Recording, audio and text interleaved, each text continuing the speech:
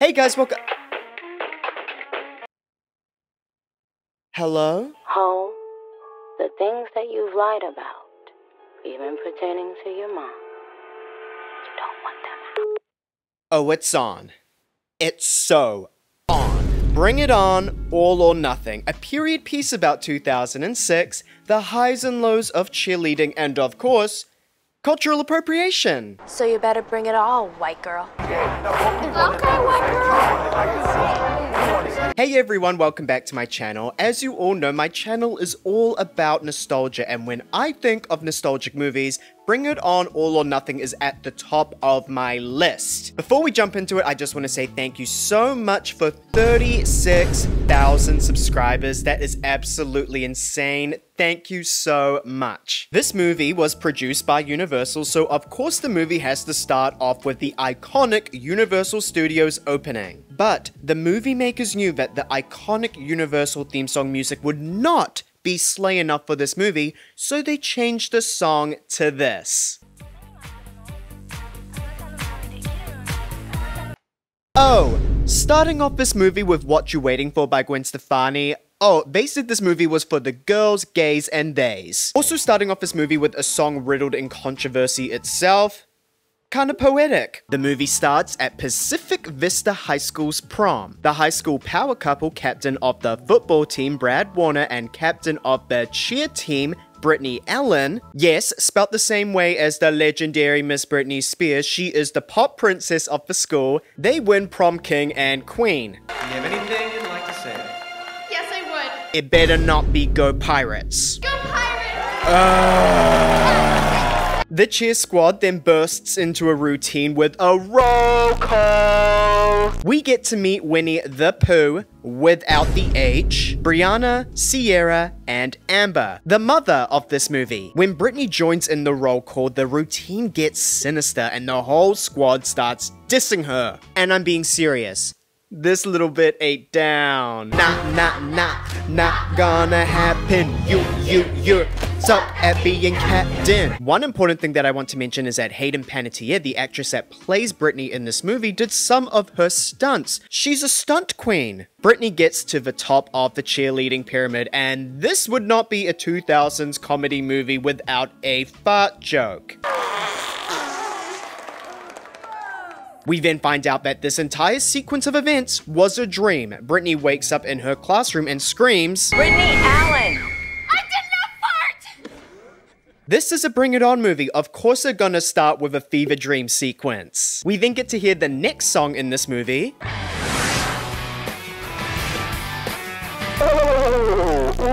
My ears. They made sure that this movie had charisma, uniqueness, nerve, and talent. Walking down the school hallway, the girlies take a phone selfie on a Nokia 6618. Soy cheese! This phone was released in Q1 of 2005, an archival piece. This was my first phone, by the way. Yeah, it's a slider. I appreciate the realism of this film because Hayden Panettiere actually takes a photo on this phone. I have circles under my eyes. I look so old, I could pass for 23. Oh, it's giving Renee Rapp. I'm very ageist, but like... You're ageist? I am actually. You don't like older people? At first, I thought this line was a small nod to the fact that Hayden Panettiere would have been 23 while filming this movie, but she was actually 17 while filming this movie. Brittany pulls a Debbie Ryan by saying that she wants to sit down with the CEO of cheerleading and say, I want to make cheer history. You made captain, and nobody can take that from you. Not even me. Majority rules, remember? This line feels a little bit clunky. Obviously, they want to show that Winnie is always second best to Brittany, but it just feels a little bit odd for her character to say. People usually aren't so coy with their insecurities. Mother Amber then goes in hard on Winnie. Besides, it's not the first time Miss Winnie's lost to you. Or the second, or third. Oh, we get it! Then get over it, Winnie. I'm so over it. Amber definitely has some resentment towards Winnie because I would not talk to my friends the way that Miss Amber does. She's mothering because she's being mean to the villain, but I mean, if we ever got a Winnie villain origin story, Amber would be the villain in that movie. We then get a very integral part to this movie. And as your BFF. Oh, if we're speaking in IM, you're more like a BFH from hell. MYOB. BMA. WTF, guys? IM, aka SMS language, aka text ease. I feel like this is important to touch on quickly because younger Generation Z and Generation Alpha have no idea about the history of IM. They think that LOL, LMAO, and Ijabol just came out of people being too lazy to type. Well, sorta kind of, but sorta not really. Back in the day, texting cost a lot, and just like Twitter, there was a limited amount of characters that you were able to type in one singular text message. Therefore, people entered their smart era and decided that instead of writing proper sentences with words with way too many letters, they can abbreviate words and phrases into IM in order to text more efficiently, quickly, and economically. And of course, there is the factor that phones came with buttons where each button was allocated 3 to 4 letters, so it was very time consuming to type out a single word. Best friend forever? Babe, that's 19 characters including spaces. Just type BFF. Talk to you later. Love you, babe. No. TTYLXOX. Funnily enough, John Sutherland wrote in The Guardian in 2008 that IM masks dyslexia. Beep beep beep my BFF, cause I DK what's coming next, cause I be LMHO with the rest, cause TTYLXOX. In this movie, it doesn't really talk about IM language like later, meaning later, or pictograms like this heart. It mainly focuses on acronyms. MYOB, BMA, WTF, guys? To translate, mind your own business, bite my ass, what the f***. Since we've made it this far and I have not persuaded you enough already, please do not forget to SUBZ. Subscribe. We then get to hear the next song in this movie. Damn! TPTWPITS. They put their whole pussy into this soundtrack. Brad kisses Brittany and once again, Amber roasts Winnie right to her face. Brad is so hot. Again, he's Brittany's boyfriend. Get over it, I Winnie. am so not over it, Amber. Brad is pressuring Brittany to lose her virginity and she's like, no. And he's like, yes, you unlike other girls. And Brittany is like, make homecoming feel special and I'll think about it. The movie then makes a nod to the franchise that it is a part of. But homecoming, it's on. Oh, it is so on. Well, yes. During cheer practice, we get this joke that had me absolutely ijabolling myself when I was a little kid. That one more time. Oh, come on, Britt. I could do that routine in my sleep. Sometimes I walk in my sleep. I wonder if I can cheer in my sleep. Oh, wow, it worked. Sierra really was the blueprint for Cat Valentine, like, give her flowers. Winnie then claims her The Pooh title by fat-shaming Brianna. If ever there was an argument for bulimia, it's Brianna's ass. Pacific Vista has never had a fat cheerleader. The girl's a cow. You have to talk to her. Hello? Oh, hi 2006. Yes, your vibes are very present right now. I remember watching this as a kid and being so confused because how can you see this and think that it is fat? IDC, her BMI is so NAP. If you don't say something to her, I will. Hey, Brianna! Hey, what's up? Your weight, Brianna. With the extra workouts, the weight should come right off. What if it doesn't? Put it this way. Pacific Vista's never had a fat cheerleader. After Brianna leaves, Winnie has a terrible lip dub. Don't worry. That's exactly how I would have handled it.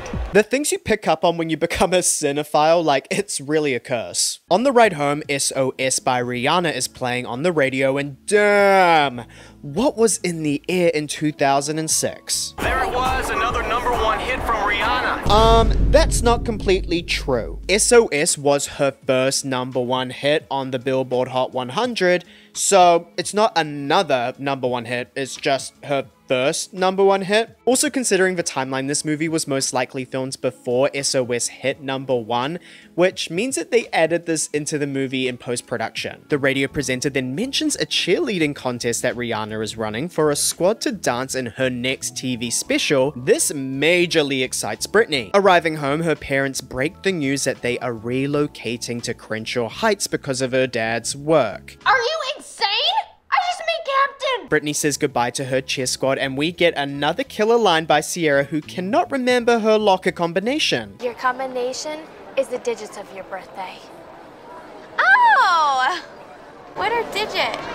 IMYA. Oh, guys, I'm gonna MYSM. Translation, I miss you already. I miss you so much. DAMN. Sierra, you're not speaking IM, you're just spelling. Oh, well then SHIT. Amber then brings up how the squad cannot compete in the Rihanna competition because they don't have a captain anymore, and Winnie the Pooh pops out of nowhere like a supervillain. We have a captain. Me. Cheer rules state that if the captain resigns, the second highest vote getter will then become captain. Winnie got the second highest amount of votes, so she takes the crown. My question is, how did she do that? How did she get the second highest amount of votes? Like, does anyone like her? Was it a unanimous vote for Brittany and Winnie voted for herself? Winnie makes Brittany swear to never cheer again, and then they do a burial for her pom-poms, but Brittany can't do it. She digs them up and they start playing a cover of Hey Mickey, but instead of singing Mickey, they sing Brittany.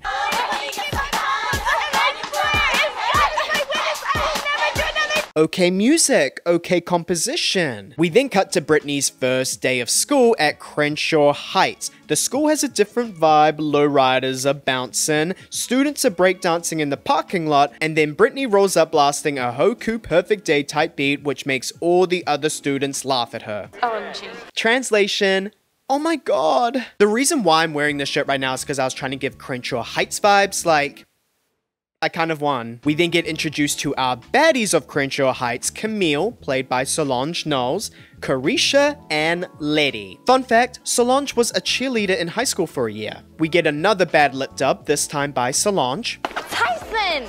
Damn, Camille. Brittany then gets schmexually harassed by Tyson. This causes Brittany to stumble into Camille, who is annoyed about damaging her handbag. OMG, look what you did. Well, it's not like it's real. For real? What? My mama bought me this purse. Oh, I love sure. Mama. Yeah. Well, your mother must shop at the swap meets because that knockoff sucks. Our girl is playing with fire. You think I'm gonna let this little Barbie-looking heifer come up here and talk about my mama? Heifer? Did you just call me fat? And I did not just talk about your mama. Why is Brittany trying to gaslight right now? Like, she definitely did talk about her mama. FYI, you did. You speak IM? NFW! Oh no, this girl done called you the N-word. Oh. This line is so funny, but for clarity, NFW stands for no way. Some of my best friends live next door to black people. Oh, hi 2006, yes.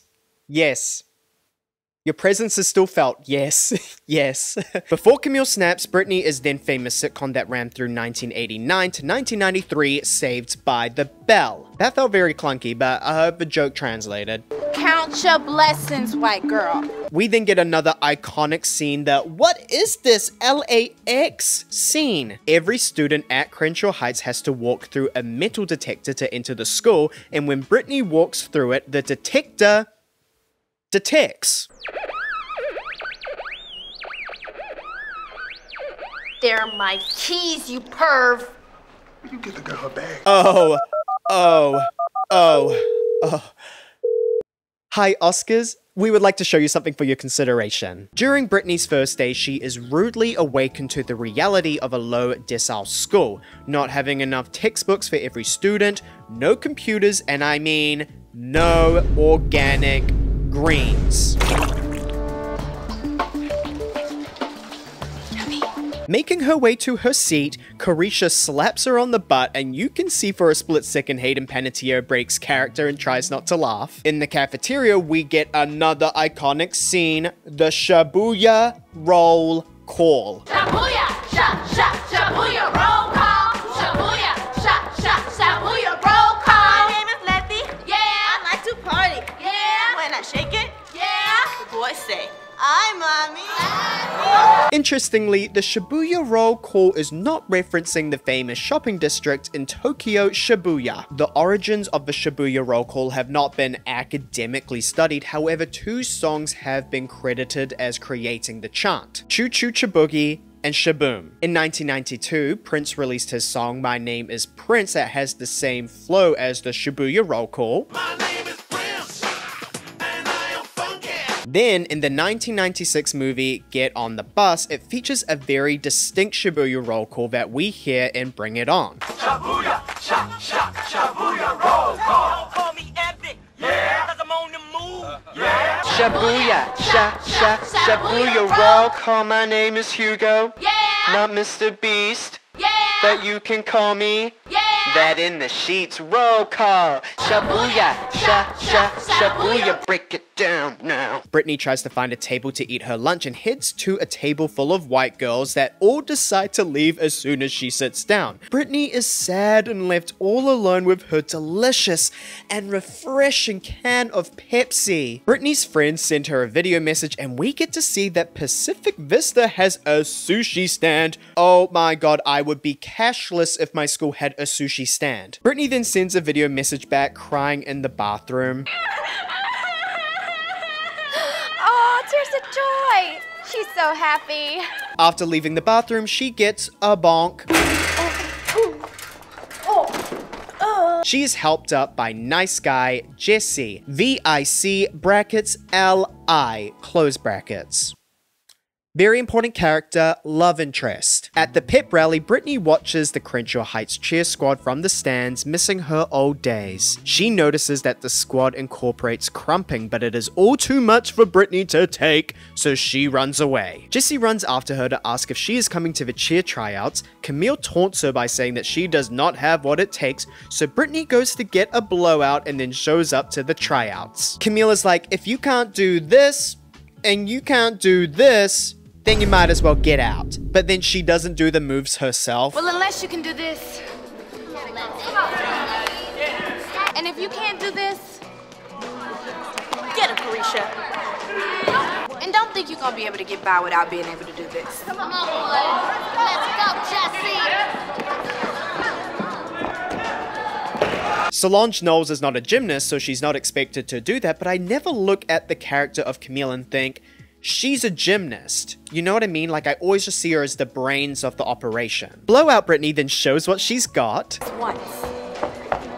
Now.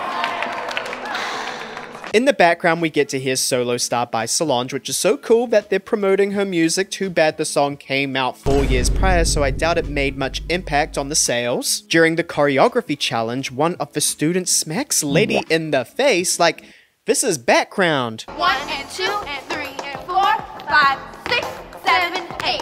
1, 2, 3, 4. She really thought she ate that with the 1, 2, 3. No. Brittany decides to leave the tryouts because it is so above her, but Camille stops her to accept her into the squad. IDTS. Translation: I don't think so. As Brittany leaves, the movie starts playing Rich Girl by Gwen Stefani. Then you don't need me. See ya. The bops. Carisha and Letty then try to persuade Camille to keep asking Brittany to join the squad. From Camille's perspective, Brittany has been a complete see you next Tuesday to her. It takes two to tango, obviously, but their whole interaction has been Brittany bumping into her, insulting her bag, insulting her mum, going to the tryouts and being like, no, I'm above this, pulling the middle finger at her like, this is see you next Tuesday behavior. But, as Camille puts it, she's acting like a warrior. That's the name of the cheer squad, by the way. I don't think I ever specified that. Camille tries one last time to persuade her to join the squad, and she brings up a good point. Either be at our practice or from the bleachers by yourself. Brittany needs friends. She's lonely. Even if there is this element of being disloyal to her cheer team, she can't go the rest of the school year with no friends. Brittany confides in her mum about whether or not to join the squad. Honey, we can never give up cheering, not completely.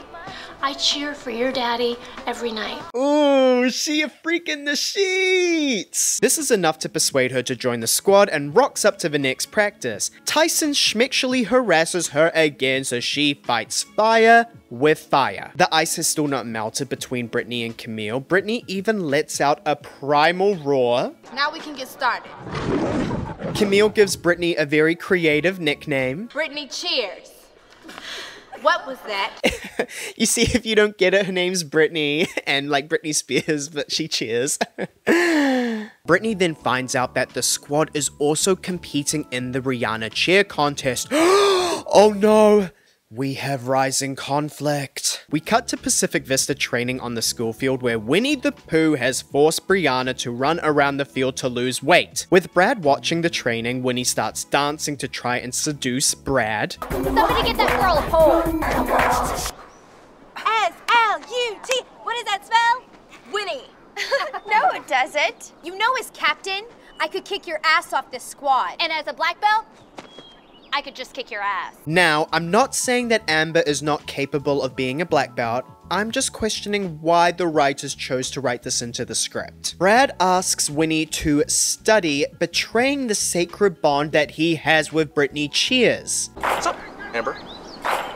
You tell me, Brad. Cutting back to Crenshaw Heights, the guys are crumping, but Brittany mistakes this for fighting, so she tries to break it up. The guys explain crumping to her and try to get her to do some by letting her anger out. Tyson schmexually harasses her again to get her angry and cringe alert! Oh, okay. I see it. That's it. That's it. Come on. Yeah. There you go. Guys, it's not over.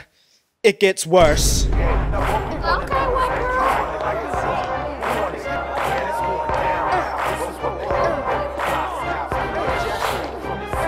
It was a rough day for Britney fans. This was indefensible. It's giving Camila Cabello grinding on Ty Dolla $ign. Jessie then responds by humping her like a dog, and Britney is mad into it.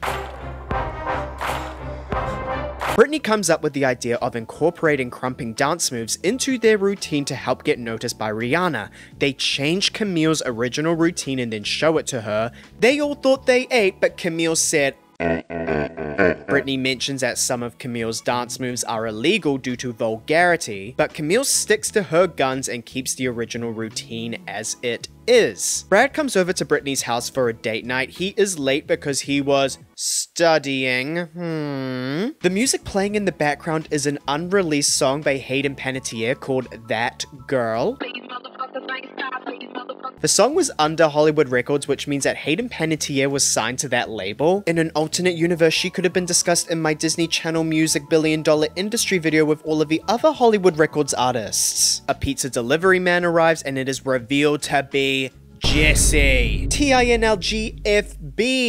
This is not looking good for Britney. Brad asks Jessie if he gets a lot of women asking for him to come inside and come inside. But Jessie's like, no babe, that's weird, and then Brad starts bragging about getting tons of ass. Britney comes around the corner and sees the two are interacting, which gets her all goof. Britney confronts him about what he says, but he gaslights her. Winnie the Pooh is watching Cheer TV in her bedroom and catches Britney cheering for Crenshaw Heights. W-I-G-G-Y. Winnie is gonna get you. At a Crenshaw Heights football game, Winnie takes Amber and Sierra to the game to catch Britney in the act. The movie then makes a pretty bad joke. There's so many people here. How are we gonna find her? Dirty Little Secret by the All-American Rejects plays, and I'm starting to think that half the budget of this movie went to getting good music in this movie. This song playing makes sense in the context of the scene because cheering for Crenshaw Heights is Britney's Dirty Little Secret. Big brain energy. B-R-I-T-N-E-Y. You ain't got no alibi. You're busted. She chewed on that one. Amber and Sierra are mad at Britney for not telling them the truth, which I guess is valid, but not valid enough to end a friendship over. Hey, Britney, you dropped something. What? Your face. Oh, that was giving mad Lisa Rinna energy. Pure chaotic evil. Oh, you're so angry. Camille is watching Cheer TV and they show Pacific Vista training for the Rihanna competition. Fun fact, the footage in this scene was actually BTS footage of the actors training before shooting the movie. You can see in the footage that Winnie's actress's hair is more reddish in color, which is because she had not yet dyed her hair blonde before filming the movie. This is Winnie's actress just being herself. She's not acting. We practice it every single day, getting it perfect, Watching the segment motivates Camille to use the crumping moves in the routine because she knew that it made the routine better. She swallowed that pride. We then get a training montage using Holla Batgirl by Gwen Stefani. I can't! Why are they using every bop of 2006? Hello. 2006 Billboard charts, is there any songs left? This movie was sponsored by Love Angel Music Baby. This movie is just a long form music video. During one of Pacific Vista's training, they are practicing a dangerous chair move called a helicopter. This causes Amber to break her wrist, but as true mother does, she troops on. Good job! Happy Halloween! No. The trio in the back clearly flopped. Winnie would totally make them do this again. Jessie then takes Brittany to a rooftop and proceeds to tell her more about Camille. She used to be a gangbanger. What? She could kill me! I'm playing with you, Brittany. Jessie kisses Brittany and she's not into it, but also like kind of into it, and then she runs off. In her bedroom, Brittany calls up Amber and she has a copy of the August 2005 Teen People magazine with Lindsay Lohan on the cover. Does this mean that this exact scene was shot in August 2005? Amber tells Brittany that Brad has been studying with Winnie. At school, Brittany tells the squad that she cannot make Friday's game because she is going to her dog's imaginary memorial service, but instead she's actually going to the Pacific Vista prom with Brad. They react to this news as white people stuff, but I remember Kenya Moore gave her dog Velvet a memorial service on The Real Housewives of Atlanta. On the night, Camille and Jessie run by her house to give their condolences, but realize that Brittany had lied to them. Because Brittany lied, she's been kicked out of the Warriors. At the prom, Brad gives Brittany a gift which turns out to be a hotel key for you know what. Brittany's like, I'm not ready, and Brad's like, I am so over you. And then she's like, what have you been studying with Winnie? The girls interrupt the fight. Brittany apologizes to them for lying, and they're like, DW. Especially after seeing that cheertrosity of a squad. Can you say nasty? Nasty. There is this one girl that is so fat. She looks like she swallowed 2 Briannas. I'm sorry. She ate with that, like, while Brianna was literally eating. She's so evil, but Winnie would definitely win the reading challenge on Drag Race. Hey, Brittany, you dropped something. What? Your face. Brittany defends Carisha, and then Winnie turns really dark. Because after you make friends with those people, you start shopping with them. Then you're dating one, and the next thing you know, you're gonna be on some bad talk show screaming at yo baby daddy. That's so racist. Oh, bite me, crouching tiger. Winnie, you're such a candy cane. And you're such a wigger. Oh. Brittany tries to fight Winnie, but Sierra interferes by suggesting a cheer. We then get another iconic scene, the introduce yourself scene. 1, 2, 3, 4, 5. My name is Amber and I say hi. 6, 7, 8, 9, 10. Back it up and meet my friend. Mother 8. Also, I don't know where her cast went. She broke her wrist roughly by my calculations 24 days prior. It takes about 6 to 12 weeks for them to heal, so I don't know. 1, 2, 3, 4, 5. My name is Winnie and I say hi. 6, 7, 8, 9, 10. Back it up and meet my friend. Hey, Brittany. Shabuya! Shabuya roll call. My name is Brittany. What? Yeah. I cheer so strong. Okay. So when I shake it, you better bring it on. Brittany infuses the Shibuya roll call into her cheer, which shows that she wants to cheer for Crenshaw Heights, not Pacific Vista anymore. Winnie tries to tell Brittany that Brad only brought Brittany to the dance because he felt sorry for her, and then Brittany absolutely crushes Winnie with the, then why did he get us a hotel key?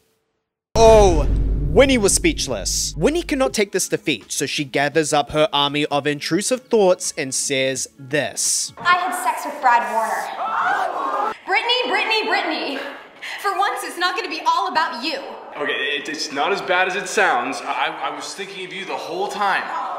What, the whole 2 minutes? Damn! Winnie wants bloodshed. She does not want any allies. Brittany comes up to the stage to have her when they go low, we go high moment. As she walks off, My Happy Ending plays. You guys enjoy the rest of your night.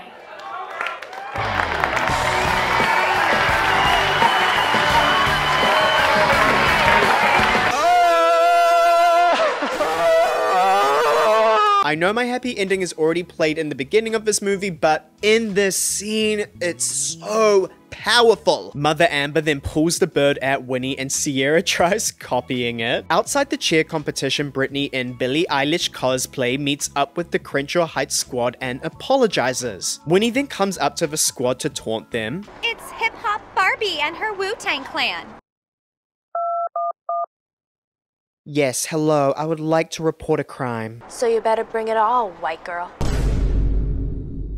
It's getting weird. Because Brittany defended Crenshaw Heights, Camille lets her compete with them, which Brittany predicted because she was wearing her uniform under her clothes. Rihanna then finally makes her debut in this movie and comes out to the stage to welcome everyone to the competition. Crenshaw Heights are the first to perform. Here are the Rihanna reaction shots that we get. Pacific Vista then perform. Here are the Rihanna reaction shots. After the performance, Brianna drags Winnie by the hair. She didn't want to shift it a little. She wanted to scalp her. But we quickly learned that Brianna has actually fainted due to exhaustion from not eating enough food. Shame on you, Winnie. Winnie gets on the phone to find a replacement. I need a cheerleader. A skinny cheerleader. Is she on the phone with Flemco? Is that joke too niche? After Brianna regains consciousness, Brittany apologizes for telling her that she needed to lose weight, and Brianna's like, it's fine because right now I'm eating sweet, sweet chocolate. Rihanna reveals the two top teams, which are Pacific Vista and Crenshaw Heights. I'm repping my Crenshaw Heights. While preparing for the final, Winnie tells the squad to switch up the routine to add illegal moves, including the helicopter move that broke Amber's wrist earlier. Since this is not a sanctioned event, the aim of the game is to impress Rihanna. During the performance, they successfully do the helicopter, so Brittany and Camille have to come up with something good. Crenshaw Heights enter the platform while Pacific Vista are still doing their routine. Winnie does this finger thing, so you know what? I'm taking that as an invitation. They start copying their dance moves because they are super repetitive and can predict what is coming next. Crenshaw Heights then start crumping to move Pacific Vista off the platform, and they start doing their routine. Rihanna sees this go down and is like, work, work, work, work, work, work. Winnie goes up to Rihanna and is like, SOS, please, someone help me. Rihanna's like, desperado. Like, you're acting desperate. Brittany then informs the Pacific Vista girlies that they can vote Winnie out of the captain position, which is like, why did Brittany not bring this up earlier? Anyhow, the whole squad votes to eliminate her, plus Crenshaw Heights, plus all the other squads, plus Rihanna. Winnie then tries her best to reason with Rihanna. Look at them. They're so ghetto. Oh, that's no. In the sense that, you know what I mean? Like, Rihanna is then like, baby, this is what you came for. You are not the only girl in the world. You look so dumb right now. Crenshaw Heights wins. Sierra then says that Amber is the new captain of the Pacific Vista squad, which is great. Like, Mother was always Mother, but the squad definitely did not just do a vote right then, which begs the question, was Amber the third highest vote getter? Which begs the question, how did Winnie get more votes than Amber? Like, plot hole. Brittany then introduces the Pacific Vista girlies to the Crenshaw Heights squad, even though Amber and Sierra had already met them at the Crenshaw Heights game earlier in the movie. From Crenshaw Heights' perspective, they should be super cold to these girls right now because they witnessed them drop Brittany as a friend, and they were also friends with Winnie. You are the company that you keep, after all. The Crenshaw Heights squad then film Rihanna's TV special. It is shot on a blue screen, and it is so funny because everybody has been blue screened onto a blue screen. The proportions absolutely abhorrent. Then, just like the end of the other Bring It On movies, the cast come out during the credits to dance. I love this movie, and I reckon it still holds up as a period piece of what 2006 was like. The fashion, the music, the culture of I Am, Crumping, may I go on. Well done, mama. Thank you guys so much for watching. A reminder that I have a Patreon where I am posting exclusive content. If you'd like to go watch those, click the link in my description. Please leave me a comment telling me what other movies you'd like to see me cover on my channel. Don't forget to leave a like and subscribe, and heck, why not share with your friends? And I will see you in the next one. TTYLXOX.